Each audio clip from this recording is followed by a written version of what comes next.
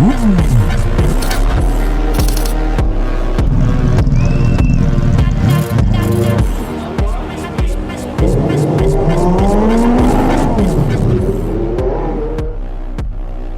have two confessions to make, and the first is that I don't actually watch motorsport, and so I'm not familiar with the Mazda 767B, but my friends told me that this was the car to see at the Adelaide Motorsport Festival.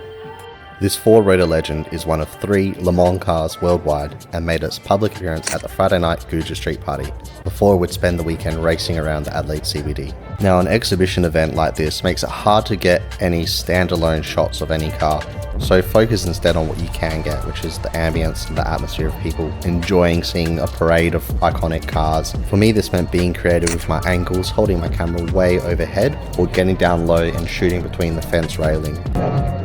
Have you got your CPL on? I do have my CPL on. Nice. So small, such a small little CPL. It's tiny. Nice. Again, it's like, it does feel, honestly the photos look sick.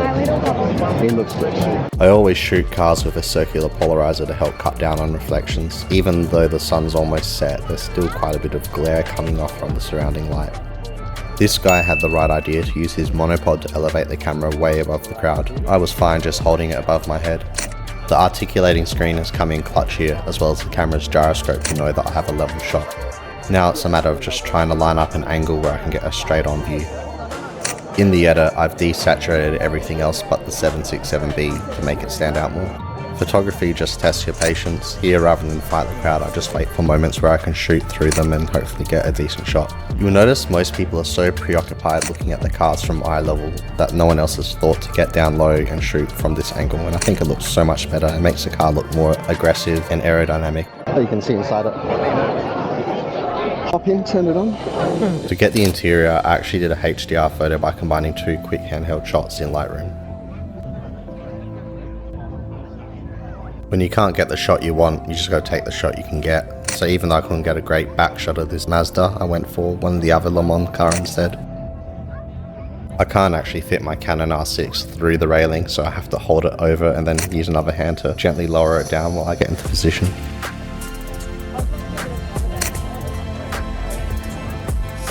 And we get like just one overhead from here.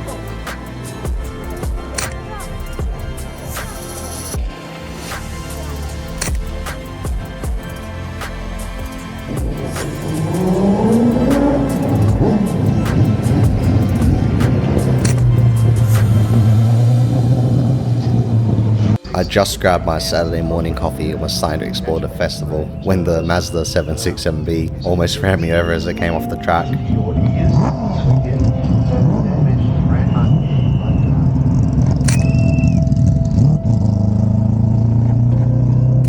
Obviously I didn't get that close, but when they're blowing the whistle, you're not supposed to be on the path as it's driving along.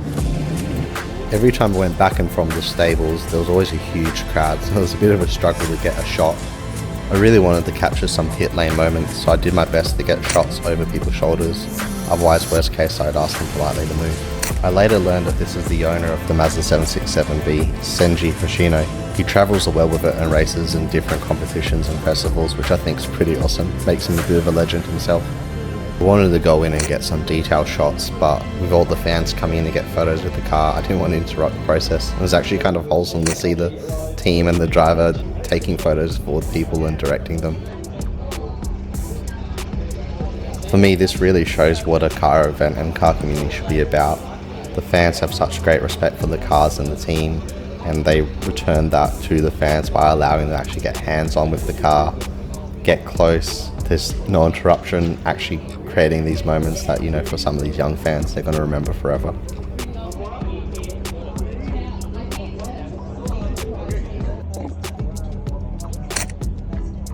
Nah, you're all good. For Martin Wag, they're at it again. The V8 supercar drivers pushing the limits of these machines. I managed to get a couple of good shots down the back straight using the Tamron 150 to 600mm lens.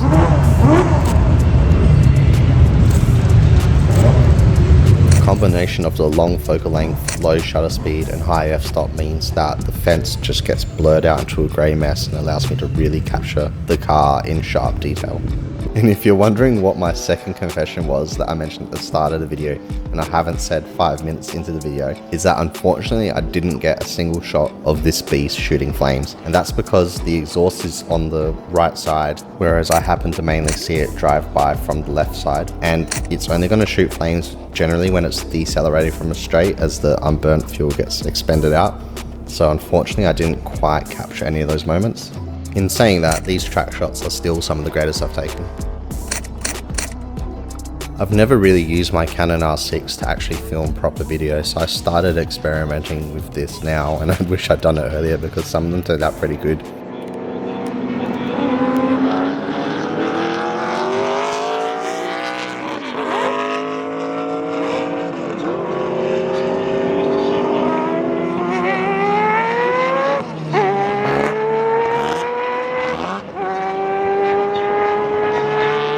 That sound is absolutely incredible, and I couldn't believe it the first time I heard it. It really screams as it revs to 9,000 RPM, and I thought it would have just been a more sort of standard RX-7 rotary engine, maybe two of them combined together, but there's way more depth and way more volume. As for my poor videographer skills, I just need to get better at holding the camera by hand and panning and zooming at the same time. Once again, as I came off the track and headed to the pits, I was pretty much sprinting while carrying all my camera gear to try and get some pit action shots of it.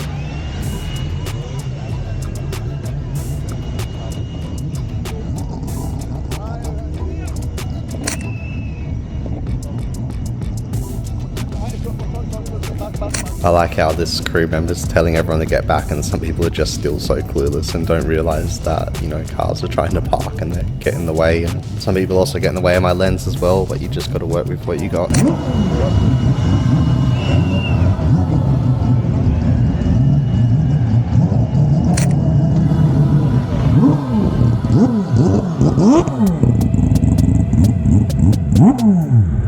I don't think the 767B has a reverse gear, so it's all hands on deck to push it back in, and I like the way they coordinate the movements to get it into the pit.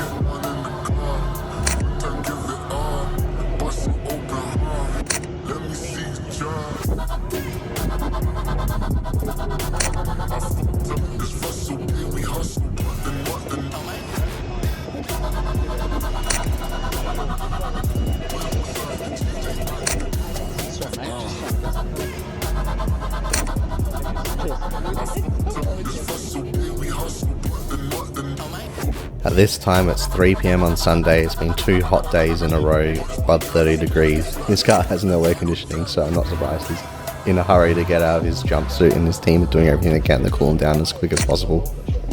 But he put on a great show just to be able to push it on the track the way he did.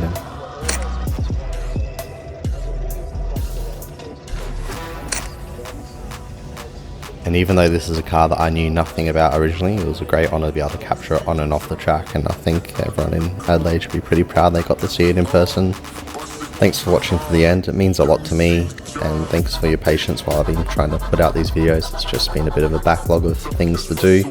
Please like and subscribe to support me, I appreciate all your support. Thank you.